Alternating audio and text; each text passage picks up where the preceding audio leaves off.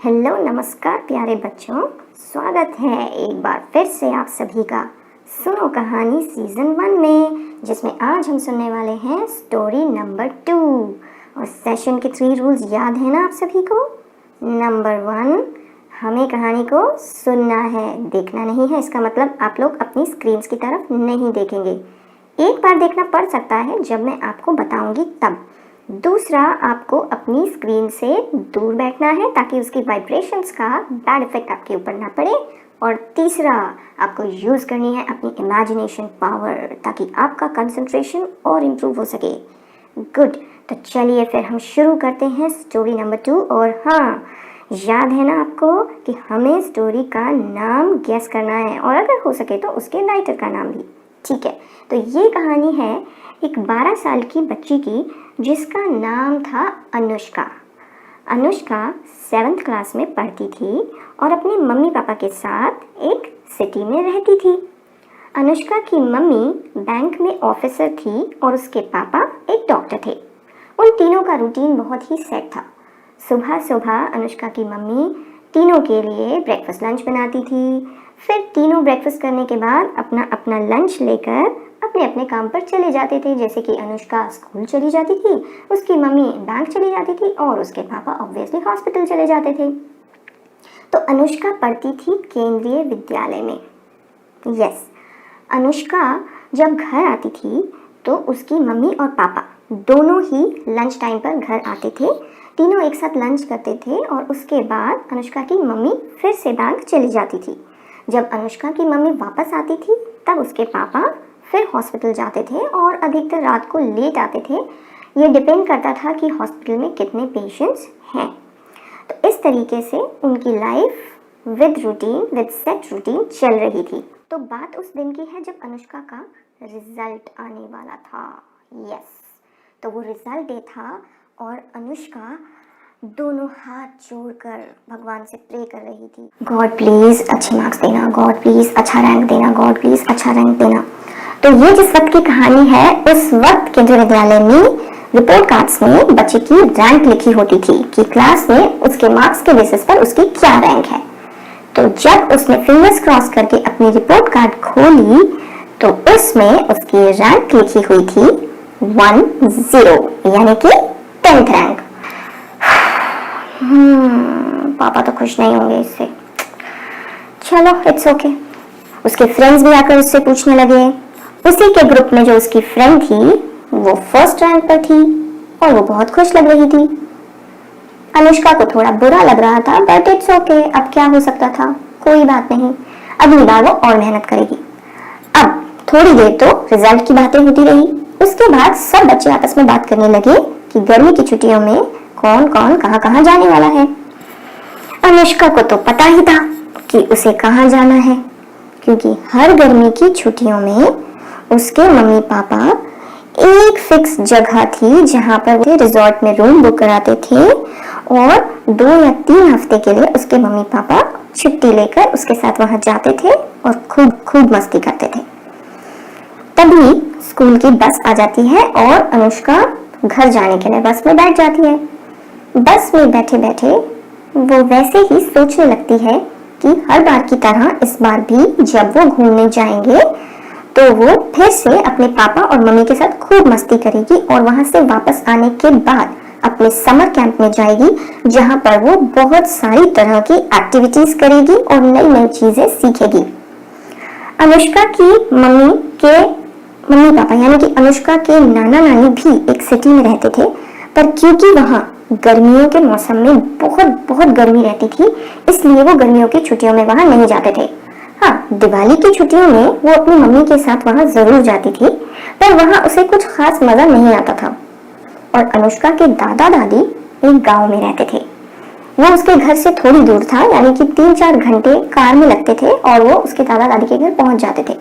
वहां जाना अनुष्का को अच्छा लगता था क्योंकि वहां खूब बड़े बड़े खेत, मैदान, गाय, बकरी, मुर्गी, खूब सारे फल, नदी, पहाड़, बहुत सारी चीजें ऐसी थी जो अनुष्का एंजॉय कर सकती थी। तो अब जैसे ही बस का हॉर्न बजा तो अनुष्का ने देखा कि वो घर पहुंच चुकी है, तो वो बस से उतरी और जैसे ही वो घर गई तो उसने देखा, अरे मम्मी आज आप ऑफिस से जल्दी कैसे आ गई? तो मम्मी ने कोई जवाब नहीं दिया और जब अनुष्का चेंज करके बाहर आई तो मम्मी ने उसे बताया कि इस बार वो समर वेकेशंस में वहां नहीं जा सकते जहां वो हर बार जाया करते थे, क्योंकि इस बार उसकी मम्मी को एक 6 वीक्स की ट्रेनिंग पर जाना था जिसे वो अवॉइड नहीं कर सकती थी। मतलब उसकी मम्मी को ट्रेनिंग पर जाना बहुत बहुत ज़रूरी था, इसलिए वो इस बार छुट्टी नहीं ले सकती थी। तो अनुष्का के पापा भी जब ऑफिस से हॉस्पिटल से घर आए तो उसकी मम्मी उसके पापा के साथ बात करने लगी इस बारे में कि अब जब वो लोग घूमने नहीं जा सकते तो 6 हफ्ते के लिए अनुष्का को कहाँ छोड़ा जा सकता है। उसके मम्मी पापा आपस में बात करने लगे। कभी वो सोचने लगे कि उसे नाना नानी के घर छोड़ दिया जाए, पर वहाँ बहुत गर्मी होती है। फिर उसके पापा ने बोला कि उसे उनके एक फ्रेंड के घर छोड़ दिया जाए, तो मम्मी ने बोला कि नहीं, ये तो अच्छी बात नहीं है, किसी के घर इतने दिन तो नहीं छोड़ना चाहिए। फिर अनुष्का के पापा ने उसके दादा दादी को फ़ोन किया और उनसे पूछा कि क्या वे 6 वीक्स के लिए उनके घर आ सकते हैं। तो उसके दादाजी ने यह कहकर मना कर दिया कि उनके गांव में एक शादी है जिसमें उन्हें बहुत काम करना है और उसके अलावा उनके इतने जानवर हैं, फिर उनके आम के पेड़ में आम पक चुके हैं, उनके आम की फसल पक चुकी है और उसके अलावा ऐसे बहुत सारे काम जिसको छोड़कर वो नहीं आ सकते थे। पर उन्होंने ये कहा कि क्यों नहीं अनुष्का को आप यहाँ छोड़कर जाते। तो जब मम्मी पापा ने सोचा तो उन्हें ये आइडिया भी बुरा नहीं लगा। उन्होंने सोचा हाँ अच्छी बात है। तो उन्होंने अनुष्का से पूछा, अनुष्का क्या आप 6 वीक्स के लिए अपने दादा दादी के घर जाना पसंद करोगी? तो अनुष्का को तो वहाँ बहुत मज़ा आता था, तो उसने झट से हाँ कह दी। अब वो बहुत एक्साइटेड थी कि वो पहली बार इतने लंबे टाइम के लिए अपने दादा दादी के घर जाएगी, वो भी अकेले रहने। यानी कि हर बार वो अपने मम्मी पापा के साथ जाती थी, पर इस बार उसे वहाँ अकेले रहना था। तो फिर भी उसने सोचा कि बेटर ऑप्शन है और उसने हाँ कर दिया। तो अगले दिन उसकी मम्मी ने उसका सारा सामान रेडी कर दिया, उसे सब बातें समझा दी और उसके बाद मम्मी अपनी ट्रेनिंग के लिए चली गई और उसके पापा गाड़ी में उसे छोड़ने के लिए चले गए। तो जब वहाँ पहुँचे उसके दादा दादी के अलावा गांव के और बहुत सारे लोग वहाँ पर इकट्ठे थे, क्योंकि उन लोगों को पता था कि अनुष्का के पापा डॉक्टर हैं। तो इसलिए कुछ लोग तो अपने बीमारियों के बारे में पूछने के लिए भी आए हुए थे। तो गांव में जाकर अनुष्का और उसके पापा और उनके एक फ्रेंड, उनका बहुत अच्छा स्वागत हुआ, बहुत अच्छा खाना खिलाया।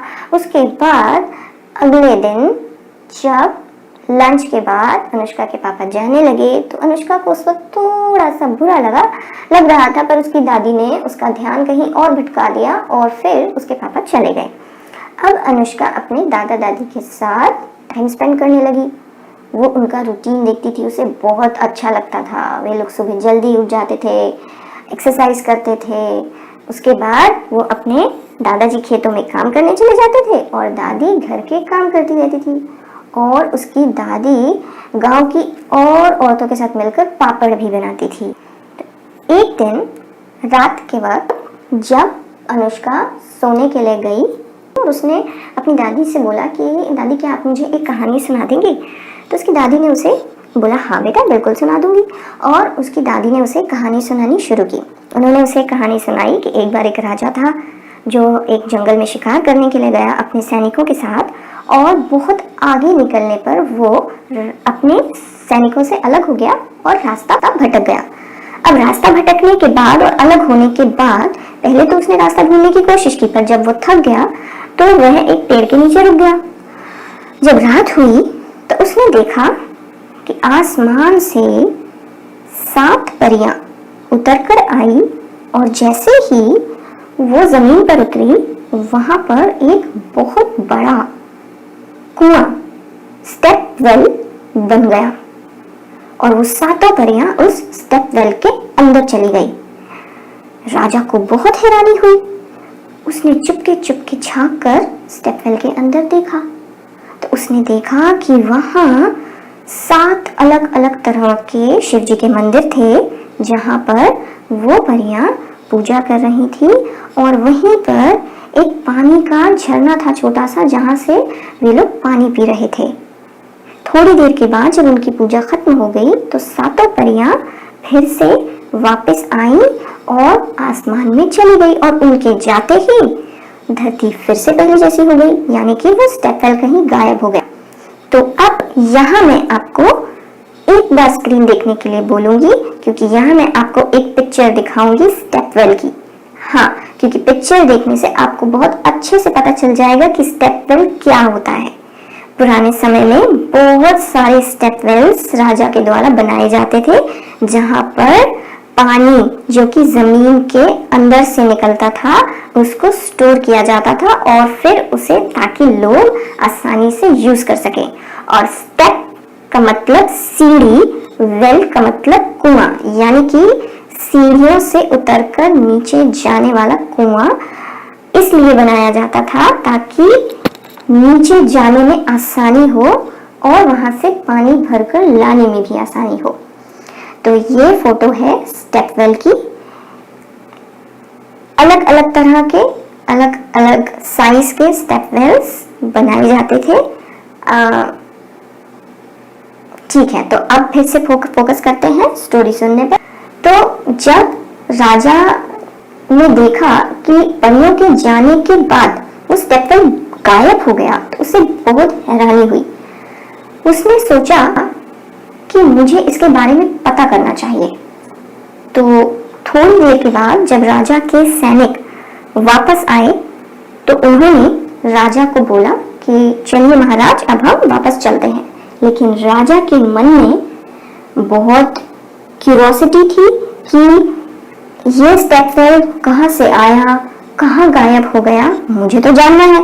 इसलिए उसने अपने सैनिकों से कहा, नहीं, तुम घर चले जाओ, मैं यहीं रुकूंगा 2-3 दिन के लिए। तुम मुझे खाने पीने का सामान दे दो, 2 दिन के बाद मैं यहाँ से वापस आऊंगा। तो सैनिकों ने सामान दे दिया राजा को और राजा वहीं रहने लगा, क्योंकि उसे लग रहा था कि अगले दिन, अगली रात को भी परियां वहां फिर से आएंगी। जब अगली रात हुई, राजा ने छुप के देखा, कोई भी नहीं आया। तो राजा ने सोचा, हो सकता है परियां एक दिन छोड़ कर आती हो। वो एक दिन और वहां रहा, उस रात भी कोई नहीं आया। तो राजा ने सोचा कि ऐसा हो सकता है कि जब पूरे चांद की रात होती है, यानी कि फुल मून नाइट होती है, तभी वो नीचे आती है। इसलिए राजा वापस अपने महल में चला गया और जब दोबारा से फुल मून नाइट आई तब राजा फिर से वहां गया और छुपकर देखने लगा। अब जब परियां आई और स्टेपवेल में नीचे गई तब तो राजा ने उन्हें डिस्टर्ब नहीं किया, लेकिन जैसे ही वो परियां पूजा करके वापस आई तो राजा ने उन्हें रोका और उनके सामने हाथ जोड़कर उनसे ये प्रे किया कि आप प्लीज इस स्टेपवेल को बंद मत कीजिए, क्योंकि मैंने देखा है कि यहाँ शिव जी के 7 मंदिर हैं और मैं चाहता हूँ कि मेरे राज्य के लोग भी इस स्टेपवेल को यूज करें, वो भी यहाँ आकर शिव जी की पूजा करें। और ये जो पानी है, अगर आप परमिशन दें तो मेरे राज्य के लोग भी इस पानी को पी सकें। पहले तो परियों को बहुत गुस्सा आया और उन्होंने मना किया, पर जब राजा ने बार बार उनसे रिक्वेस्ट की तो उन परियों ने राजा से कहा, अच्छा ठीक है, हम आपको परमिशन दे सकते हैं और हम इस स्टेपवेल को बंद नहीं करेंगे, पर हमारी कुछ कंडीशंस हैं। वो कंडीशंस ये हैं कि इस स्टेपवेल के अंदर जाने से पहले आपको नहाना होगा, अपने पैर धोने होंगे और फिर आप इसके अंदर पूजा करने के लिए जा सकते हो। और इसके अंदर जो पानी है उसे आप सिर्फ और सिर्फ पीने के लिए यूज करोगे, उसे गंदा नहीं करोगे। और एक व्यक्ति, एक इंसान एक बार में सिर्फ एक ही लोटा पानी इसमें से ले सकता है। और उसके अलावा जब भी फुल मून नाइट आएगी तब यहाँ कोई नहीं आएगा, क्योंकि तब हम यहाँ पूजा करने के लिए आएंगे। तो राजा ने उनकी सारी कंडीशंस मान ली और परियों ने उस स्टेपवेल को वैसा ही छोड़ दिया और वहां से चली गई।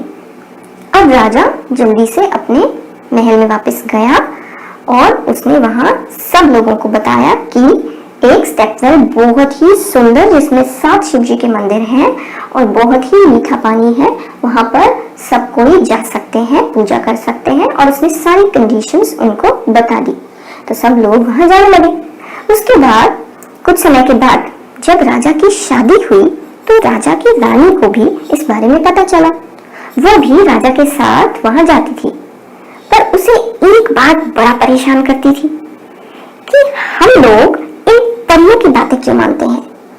उसे हमेशा ये लगता था कि मुझे किसी दिन फुल मून नाइट में भी वहां जाना चाहिए।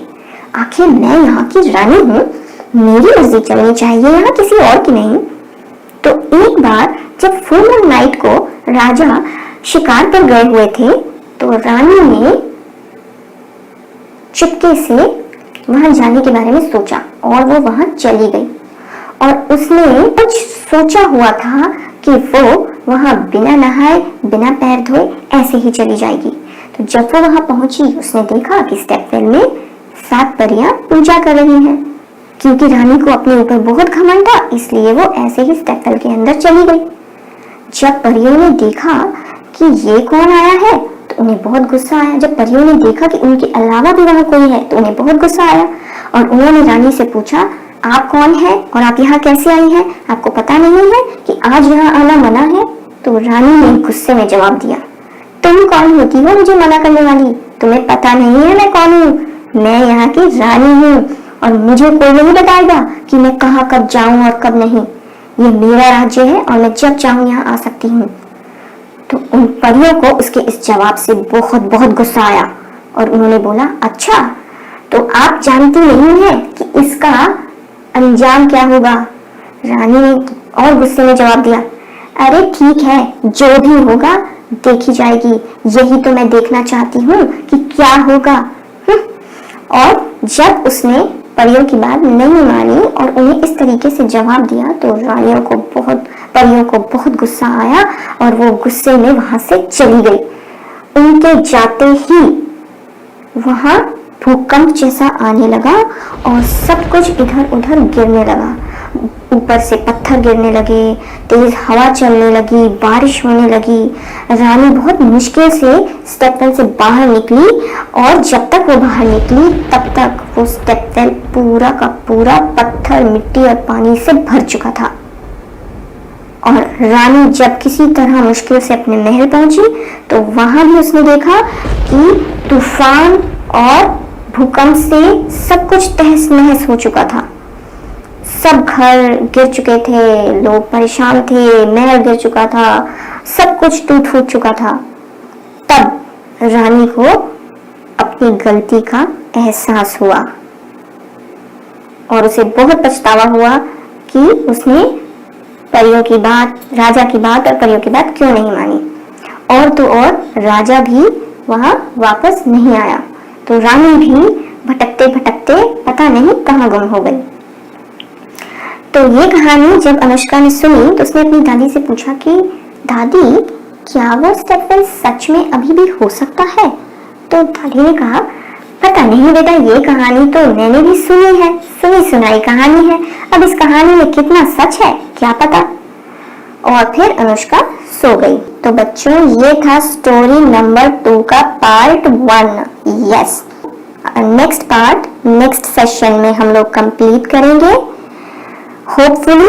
तब तक आप स्टेपवेल के बारे में और जानकारी ले सकते हैं, स्टोरी का नाम सोच सकते हैं, राइटर का नाम भी ढूंढने की कोशिश कर सकते हैं और अगर आपकी ड्राइंग बहुत अच्छी है, नहीं भी है तो भी आप स्टेपवेल को बनाने की कोशिश कर सकते हैं।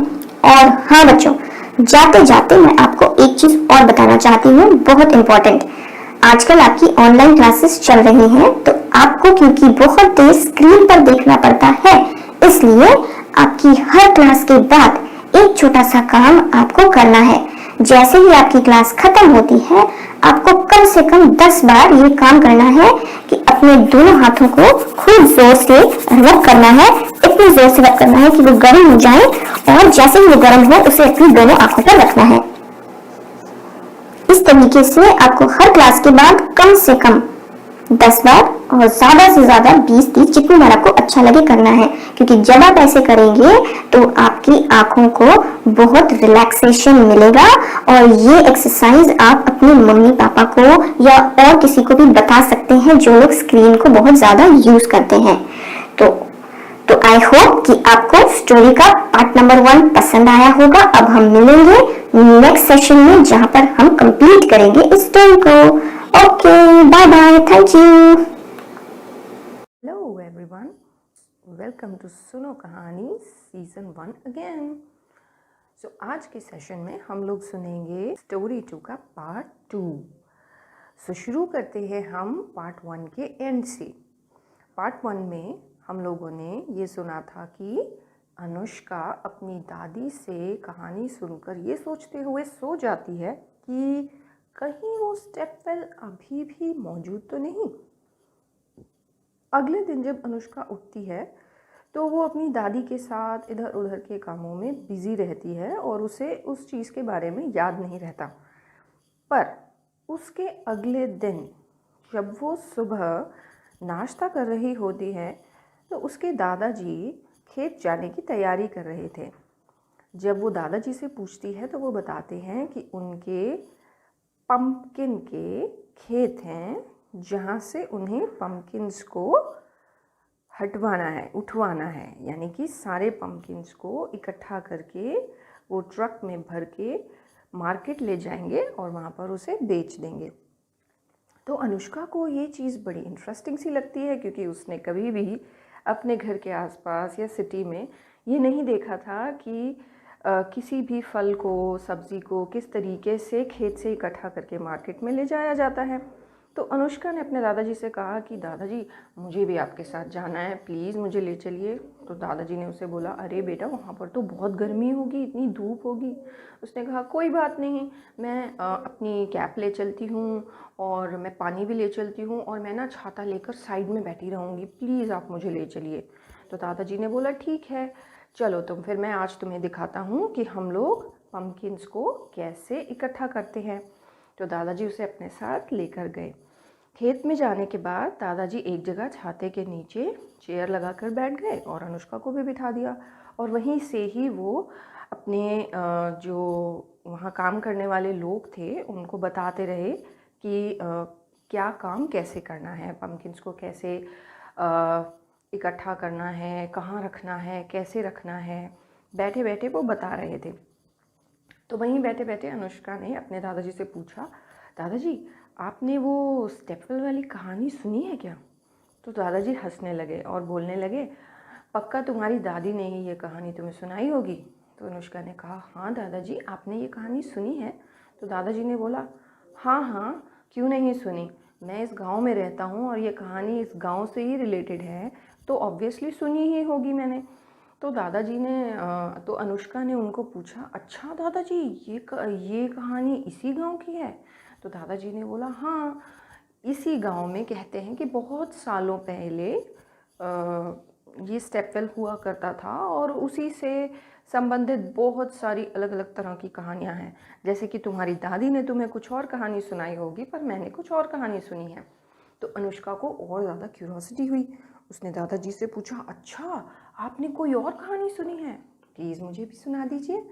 तो दादाजी क्योंकि वहाँ बैठे हुए ही थे तो उन्होंने उसे कहानी सुनानी शुरू की।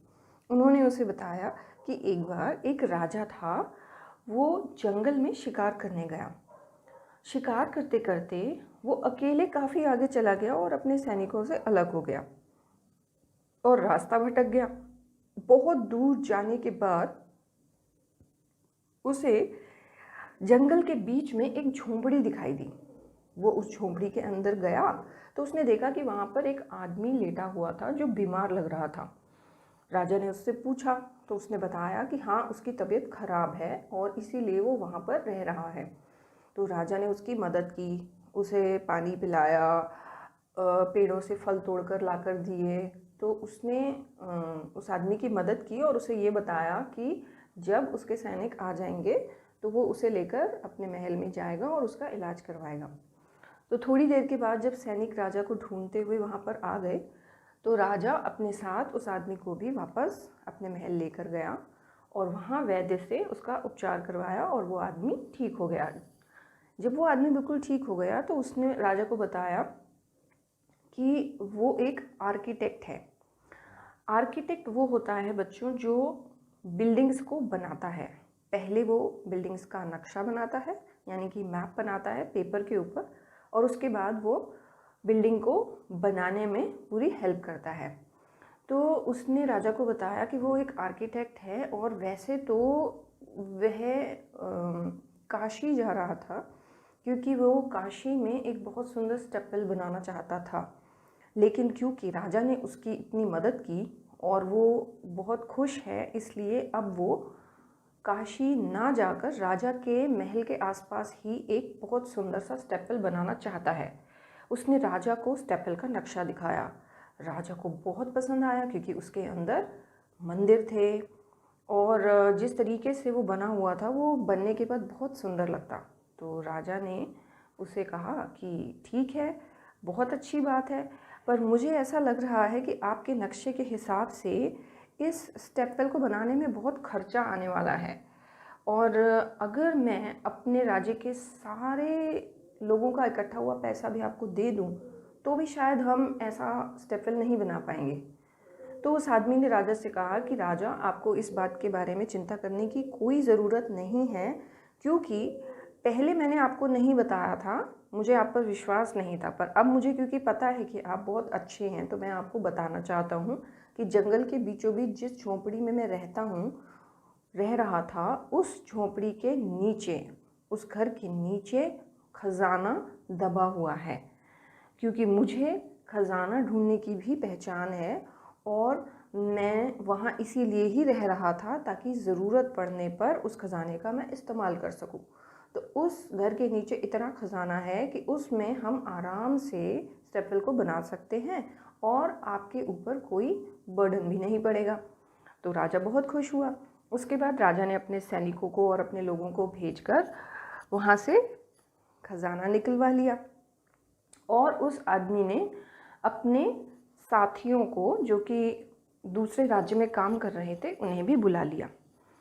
बहुत बहुत बहुत दिनों के बाद जब वो स्टेपल बनकर तैयार हुआ, तब उस आदमी ने राजा को एक दिन बोला कि राजा, अब ये स्टेपवेल तैयार हो चुका है और अब मैं ये स्टेपवेल आपको सौंप रहा हूँ, मतलब कल से आप इसका इस्तेमाल कर सकते हैं, लेकिन मेरी एक विनती है, वो ये है कि आप इस स्टेपवेल में जो भी जाना चाहे उसे ये कहिए कि वो अपने पैर धोकर जाए और बल्कि नहाकर जाए, और इसके अंदर जो एक पानी का स्रोत है, यानी कि जहाँ से पानी निकल रहा है वो बहुत ही अच्छा पीने वाला पानी है, इसलिए उस पानी को सिर्फ पीने के लिए इस्तेमाल करें और उसे गंदा ना करें।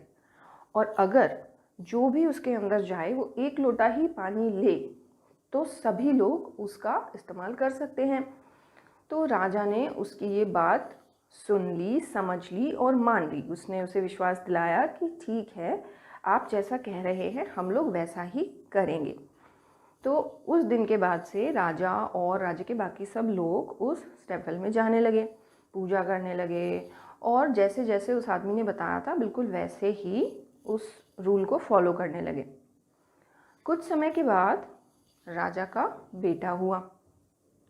राजा का बेटा जब थोड़ा बड़ा हुआ तो एक दिन वो अपने दोस्तों के साथ खेलते खेलते उस स्टेपवेल के पास पहुंचा।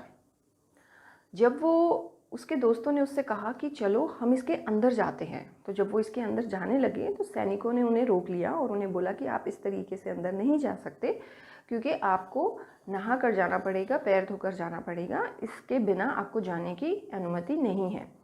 तो राजा के बेटे के जो दोस्त थे उन्होंने उसे बहुत ज़्यादा भड़काया, यानी कि उसे ऐसी ऐसी बातें कही जिससे उसे गुस्सा आ गया। उन्होंने उससे कहा, अरे भाई, तुम तो राजा के बेटे हो, तुम्हारी ही बात सैनिक नहीं मानते, कल को तुम बड़े होकर जब राजा बनोगे तो भी क्या ये सैनिक ऐसे ही करेंगे? तुम्हारे पिताजी ने तो पता नहीं कौन से आदमी की बात सुनकर ये रूल बना दिया। अब उनके रूल बनाने से क्या होता है, और ऐसा क्या है इस स्टेपवेल में कि हम यूं ही नहीं जा सकते? तो राजा के बेटे को बहुत गुस्सा आया और उसने कहा, ठीक है, अब तो मैं इस स्टेपवेल में ऐसे ही जाऊंगा, देखता हूँ क्या होता है। तो राजा का बेटा अपने दोस्तों के साथ ज़बरदस्ती उस स्टेपवेल के अंदर चला गया। उसने सैनिकों को धमकी दी कि अगर तुम मुझे नहीं जाने दोगे तो मैं तुम्हें यहाँ से, इस राज्य से ही बाहर निकलवा दूंगा। अब सैनिक बेचारे, क्योंकि वो राजा का बेटा था इसलिए पीछे हट गए। राजा का बेटा स्टेपवेल के अंदर गया और वो अपने दोस्तों के साथ उस पानी में खूब नहाया, खूब खेला और उस पानी को गंदा कर दिया।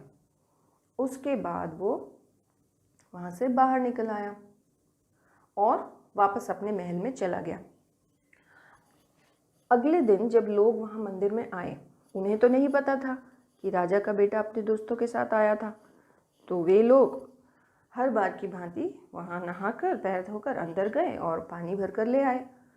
अब धीरे धीरे जो भी व्यक्ति उस पानी को पीने लगा, उसकी तबीयत खराब होने लगी, उसे उल्टी आने लगी, बुखार होने लगा और पता नहीं क्या क्या, और धीरे धीरे करके लोग मरने लगे। यहाँ तक कि राजा की भी मृत्यु हो गई। अब राजा के बेटे ने बहुत कोशिश की कि वो खूब अच्छे अच्छे वैद्यों को बुलाकर, खूब पैसे खर्च करके कुछ ऐसा इलाज उस बीमारी का निकलवाए कि लोग ठीक हों, पर ऐसा कुछ भी नहीं हुआ और लाख कोशिश करने के बावजूद भी वहाँ सब कुछ तहस नहस हो गया। तो अब दादाजी ने अनुष्का से कहा कि अनुष्का, मैंने तो ये कहानी सुनी है, लेकिन हाँ, अब ये कहानी सच्ची है या नहीं वो तो मुझे नहीं पता, पर मैं तुम्हें ये ज़रूर कहूँगा कि हमें हमेशा अपने बड़ों की बात सुननी चाहिए और माननी भी चाहिए, क्योंकि हमारे बड़े हमें जो भी कहते हैं वो हमारे अच्छे के लिए कहते हैं। और हाँ, हमें हमेशा अपने आसपास के जो साधन, जो रिसोर्सेज हमें मिले हुए हैं, उन्हें भी ठीक तरीके से यूज़ करना चाहिए ताकि आगे आने वाले लोग भी उन्हें बहुत अच्छे से यूज़ कर सकें।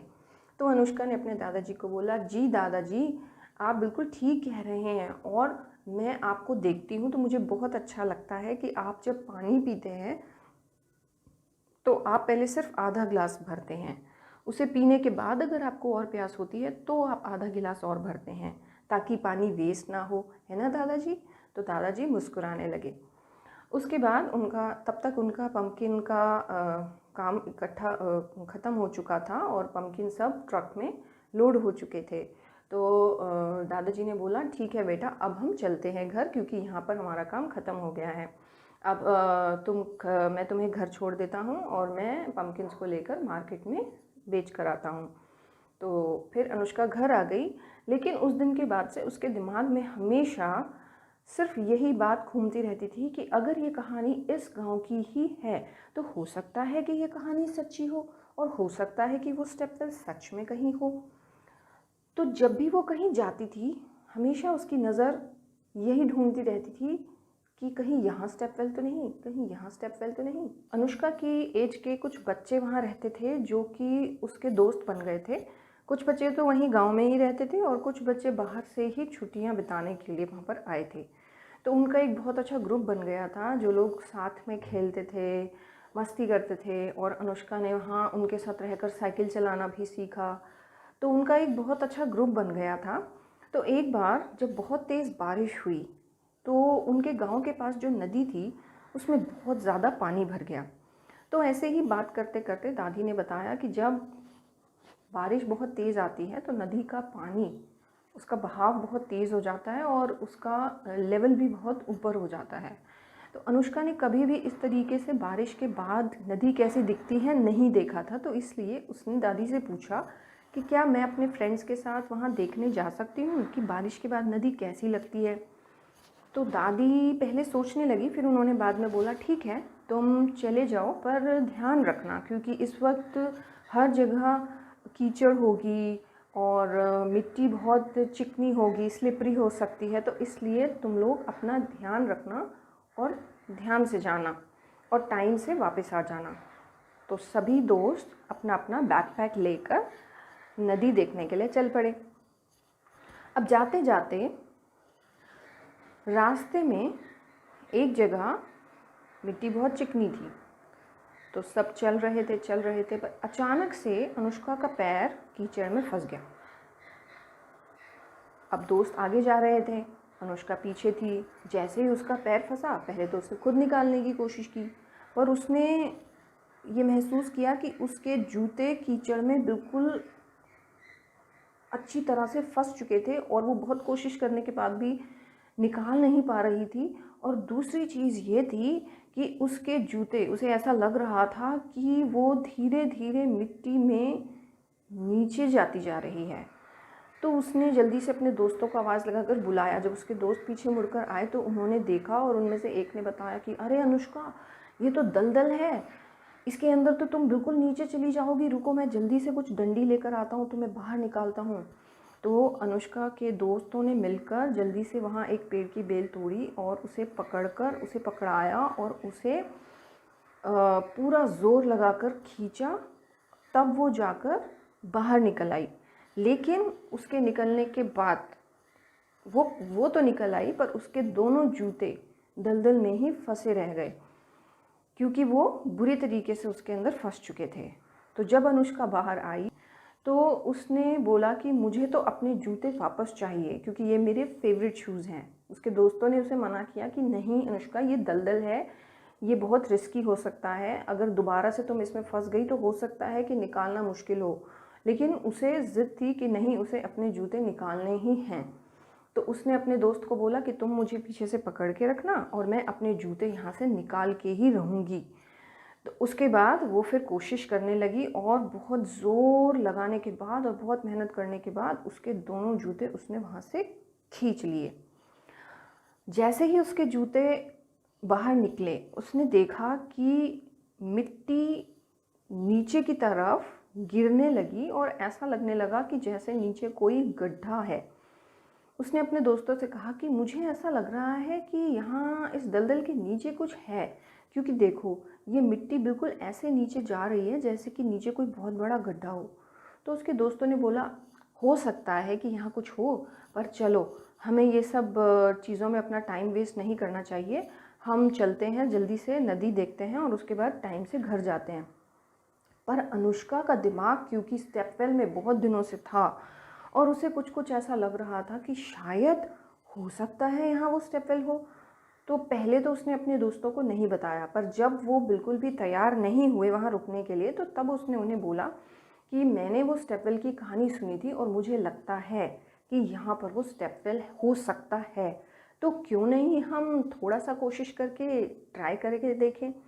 तो उसके दोस्तों ने जब उसके बात सुनी और स्टेपवेल के बारे में सुना, तो उन्हें लगा कि ठीक है, एक बार कोशिश कर लेनी चाहिए।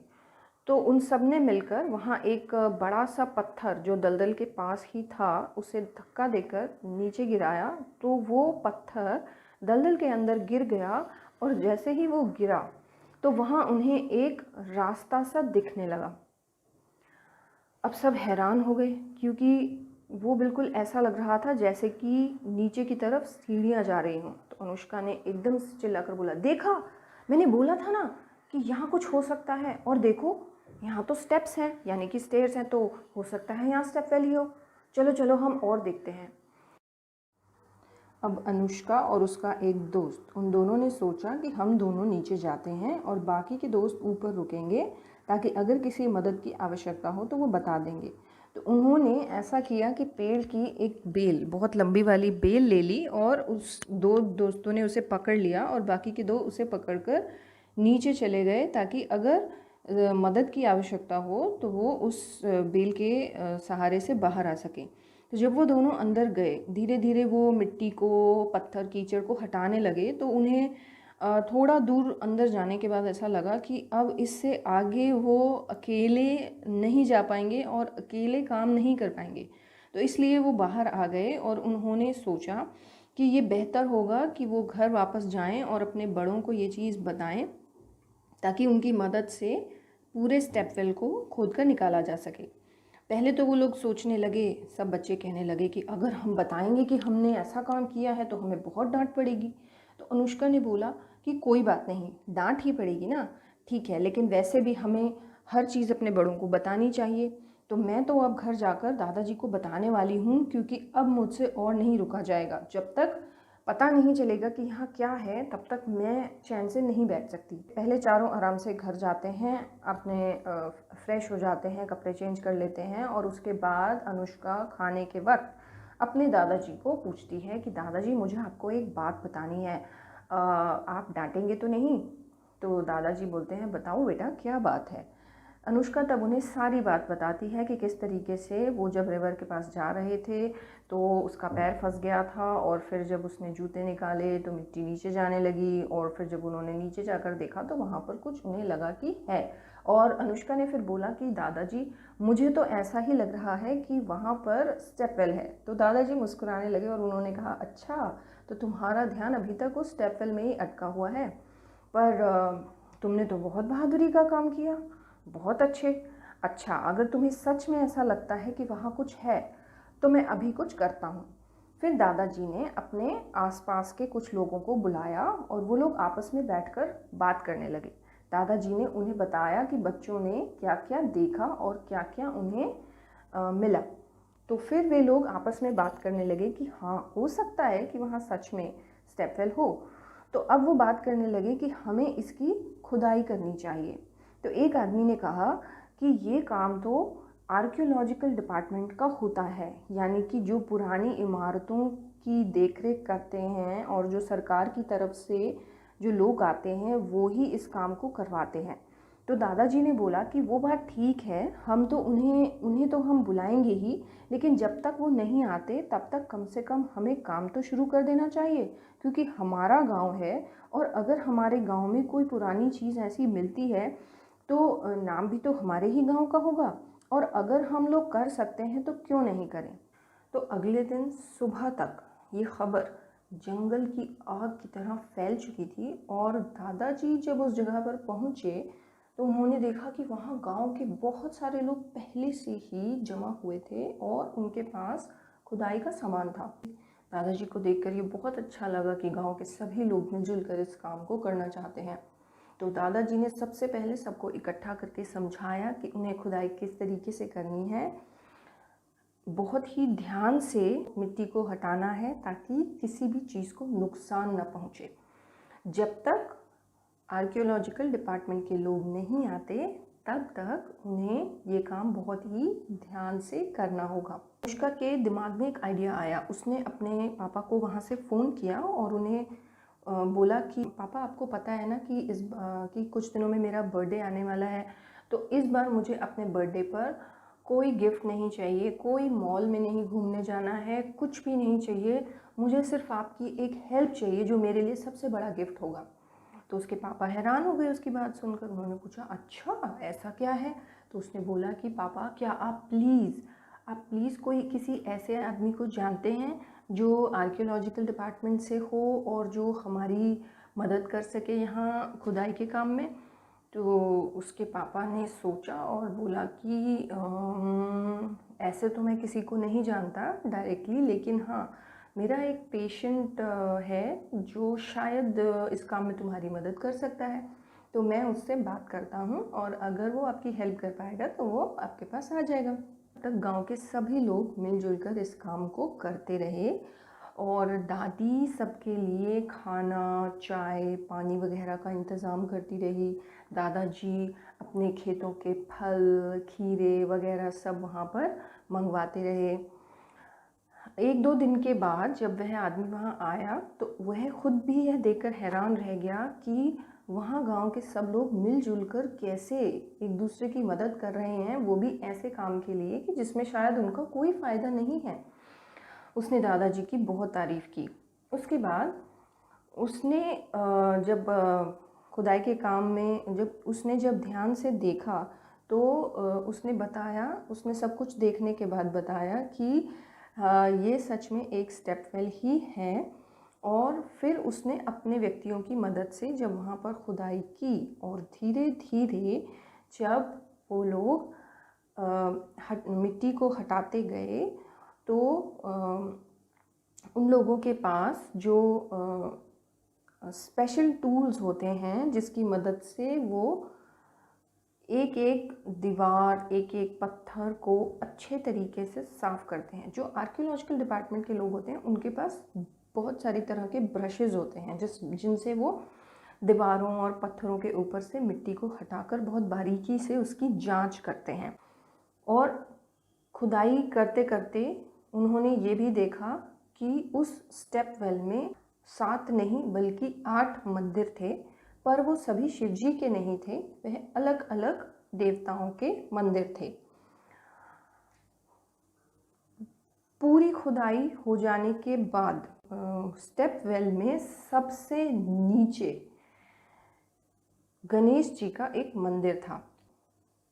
अब सभी लोग यह सोचने लगे कि कहानियों में तो हमने पानी के बारे में सुना है, पर यहाँ तो कोई पानी दिखाई नहीं देता। तो दादाजी ने उस व्यक्ति से पूछा। उस व्यक्ति ने बताया कि ये कुआं जिस तरीके से बंद मिला है, जैसा देखकर लगता है कि यह जानबूझकर खुद ही बंद किया गया है, क्योंकि इसकी एक भी दीवार, एक भी पत्थर को कोई नुकसान नहीं पहुंचा है। इसका मतलब ये हो सकता है कि जिस भी राजा ने ये बनवाया होगा उसने खुद अपनी मर्ज़ी से इसे बंद करवाया होगा किसी वजह से। हो सकता है कि राजा के राज्य पर दूसरे राजा ने हमला किया हो और उस राजा ने अपने इस स्टेपवेल को, अपने इस खूबसूरत स्टेपवेल को बचाने के लिए खुद ही इसे बंद करवा दिया हो कि जब युद्ध समाप्त हो जाएगा तब वो उसे खोल लेंगे। पर शायद ऐसा हो न पाया हो, इसलिए इस स्टेपवेल को और इसके अंदर जो पानी का स्रोत होगा उसको भी बंद कर दिया गया होगा। अब सब लोग सोचने लगे कि पानी का स्रोत कहाँ हो सकता है। फिर से एक बार ढूंढना शुरू हुआ। तो अनुष्का ने उनसे पूछा, अंकल एक बात बताइए, मेरी मम्मी तो कहती है कि कोई भी अच्छा काम करने से पहले गणेश जी की पूजा करते हैं, तो इस हिसाब से तो गणेश जी सबसे ऊपर होने चाहिए थे, ये तो कुएं में सबसे नीचे है। तो अंकल ने कहा, हाँ ये बात तुम्हारी बिल्कुल सही है अनुष्का, हो सकता है कि गणेश जी के आसपास ही वो पानी की जगह हो, इसीलिए गणेश जी को वहाँ बनाया गया है। ये तो काम की बात है। उसके बाद उन्होंने गणेश जी के मंदिर के आसपास ढूंढना शुरू किया, तो वहाँ उन्हें एक गाय का मुंह दिखा और उसके मुंह के अंदर एक पत्थर फंसाया गया था। अब अंकल ने अनुष्का को बताया कि देखो अनुष्का, हो सकता है कि इस पत्थर को हटाते ही हमें पानी दिख जाए, क्योंकि जिसने भी ये बंद किया होगा उसने, हो सकता है कि पानी इस गाय के मुंह से निकलता हो और इसीलिए इसे बंद कर दिया गया हो ताकि वो पानी बाहर ना आए और कुआं बंद ही रहे। तब धीरे धीरे धीरे बहुत ही आराम से, ध्यान से उस पत्थर को हटाया गया और जैसे ही उस पत्थर को हटाया, थोड़ी देर तो कुछ नहीं हुआ, लेकिन उसके बाद उसमें से थोड़ा थोड़ा पानी निकलना शुरू हुआ और उसके बाद धीरे धीरे धीरे धीरे करके वो पूरी जगह जो पहले से बनाई हुई थी पानी के लिए, वहाँ पर पानी भर गया। सब लोगों की खुशी का ठिकाना नहीं रहा, क्योंकि वो पानी गंगा नदी का था। सब लोग बहुत खुश हो गए और वहाँ की जो औरतें थी वो जल्दी से अपने अपने लोटे लेकर वहाँ पानी को भरने के लिए जाने लगी। तो दादी ने उन्हें रोका और उन्हें बोला, रुको, क्योंकि ये गंगा नदी का पानी है और गंगा जी को तो हम अपनी माता समझते हैं, इसलिए हमें पहले इनकी पूजा करनी चाहिए। फिर दादी अपने साथ जो बहुत सारा सामान लेकर आई थी उससे उन्होंने वहाँ पर गंगा नदी, गंगा माता की पूजा की। उसके बाद उन्होंने थोड़ा सा पानी पहले अनुष्का को पिलाया और खुद पिया और दादाजी को पिलाया और धीरे धीरे करके सब लोगों ने उस पानी को पिया और कहानी की पिया। तो अब उनका काम लगभग पूरा हो चुका था।